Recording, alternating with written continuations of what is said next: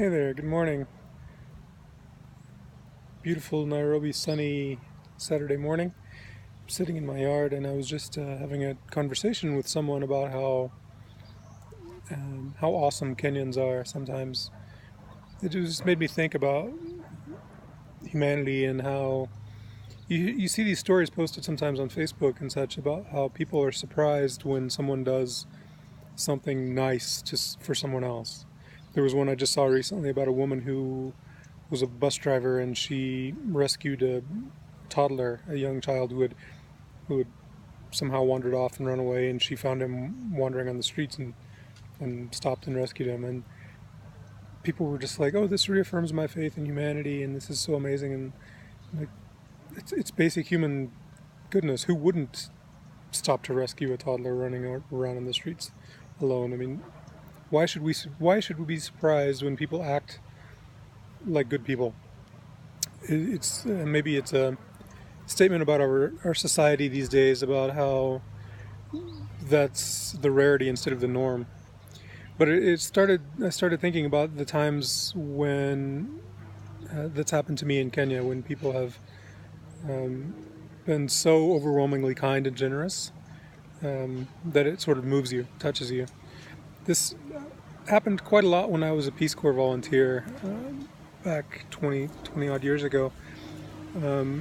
Typically what would happen would be I would ride my bicycle under the heat on the coast 2 or 3 hours to some very small village in the interior to meet with a group of farmers, and very, very poor people living in very, very humble conditions, but the most generous people I've ever met. And here I was riding on my bicycle. Maybe I wouldn't even have enough water with me, and it would be extremely hot. And I would show up at a farmer's house. Someone who's living literally in a dirt house with a dirt floor, the walls made of dirt, with very little in terms of material wealth. And I would show up unannounced usually, and the person would be so glad to receive me and so hospitable that they would just offer me anything that they had. They would sometimes send their kids off with some spare change to go find a soda somewhere from the market. Or sometimes if they couldn't afford anything else, it would be just the simple gesture of offering you not cold, a drink of water, a cool drink of water. Not cold because there was no electricity or refrigeration, but just a cup of water. And it made me, at the time, the thing that touched me the most about it was, here's someone who has really nothing to offer you, but they have to offer you something. They feel obliged to offer you something because you're their guest. And instead of just turning you away and saying, "What do you want?" Go away, who are you? Welcome you, come and take a seat under the shade, under a mango tree. If the mangoes are ripe, here, eat some, please. And here's some water. Please have a drink, because we know you've been riding your bicycle and you're hot. And, a lot of foreigners, when they come to Africa, they drink bottled water, and then, they're so overly cautious about what they eat and what they drink, and so they don't want to get sick. And yeah, rightly so, you can get sick from bad water, but, how would it look to that farmer in that situation if you declined that offer? You declined their generosity and you said, "Thanks, but no thanks. I can't drink this water because it hasn't been boiled and filtered. It didn't come out of a bottle. It's been collected from a borehole somewhere, or it's been dipped out of a stream 2 or 3 kilometers away that your young daughter had to go and collect in a plastic jerry can." If you had said, "Thanks, sorry, but I can't drink this," how could you do that to someone? So just that simple gesture of humanity is such a touching thing, and that is the Kenyan spirit. That is the norm. That is not the rarity. Kenyans are extremely hospitable and generous people, to a fault.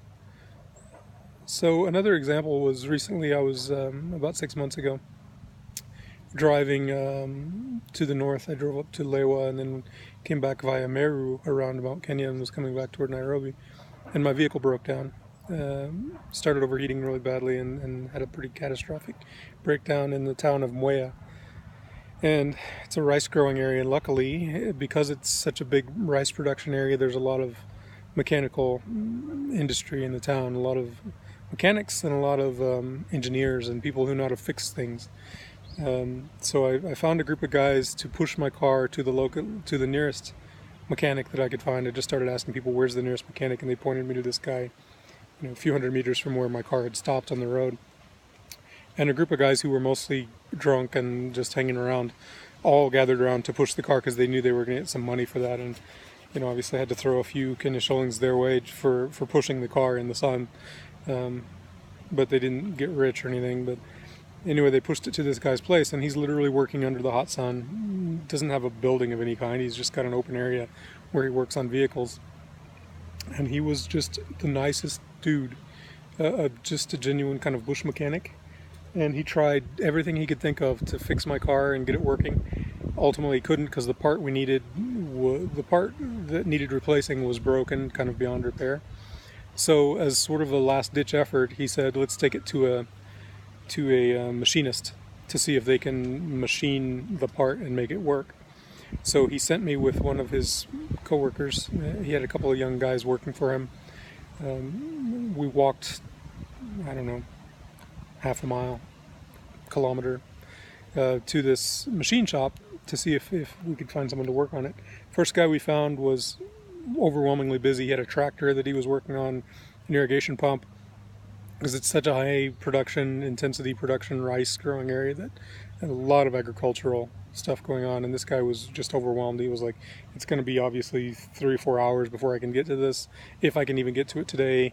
So no, probably not. So he said, but there's another machinist around the corner. So we walked over to this guy's place, complete opposite situation, found this guy lying in the shade, of the compound of his area there, with an old school transistor radio, listening to the radio in the shade. And he was probably about 60 years old, close to retirement age, and kind of that age where life begins to just slow down a little and you take things at your own pace. And this guy turned out to be the nicest guy I think I've ever met. He knew the situation, knew the problem, analyzed it immediately. He said, this is what we need to try to do. I have the tools and the equipment to do this. We'll try it. It may not work, but we'll give it a try. And so he started the process and then got his apprentice to finish the process, or to continue working on the process. They had to cut a new keyway into a crankshaft pulley, which is kind of a technical operation and just takes a lot of manual labor. They had to physically cut this keyway using a hacksaw and files and things. So he handed this off to his apprentice, and then he went back in the shade. And so I knew it would probably take an hour or so for this guy to finish the job, maybe a little longer. So I went and joined him in the shade, and we sat and chatted and had just a really wonderful conversation. And, he was asking me about where I was from and what I was doing and stuff. And once he realized my situation, that I'm living here, that I was a resident, I've been around for a very long time, he just opened up and he became the most genuinely nice guy. So, long story short, we chatted for a while. His apprentice, finished the job.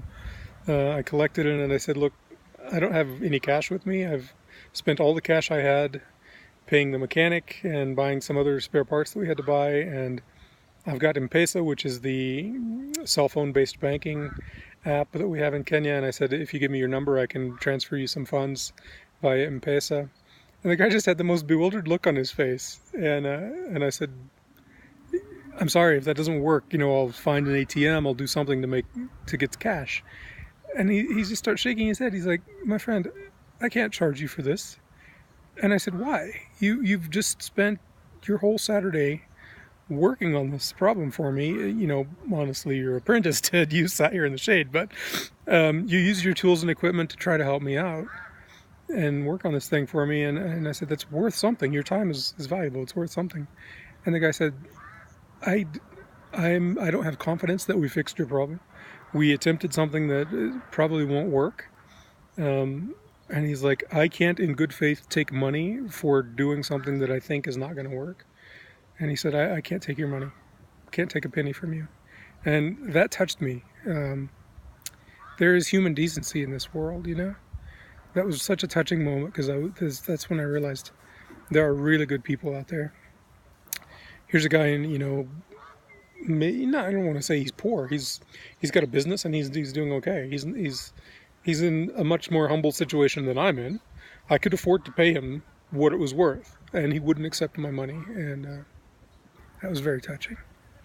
So that, to me, that typifies the Kenyan spirit of hospitality, generosity, and that's the type of environment that I grew up in the Midwest, in America, in Missouri, on a farm, where if you have a neighbor in need, you help out that neighbor, no matter what. You know, that's what you do. It's your obligation as a human being to help out others in need. And it doesn't have to be your neighbor. It doesn't have to be anybody you know. You see a car broken down on the road, you stop and help them. If you can help them, you do. If they need a lift somewhere, you give them a lift somewhere. You help out people in need. And that's the way I was brought up. That's the way people that I know act. And if our world has moved away from that, where that's no longer the norm, that's definitely not a good thing. So all of this is just sort of a long story to relate that that's one of the many reasons why I love living in Kenya, is because that is still the norm here. That's not a rarity. That's the norm.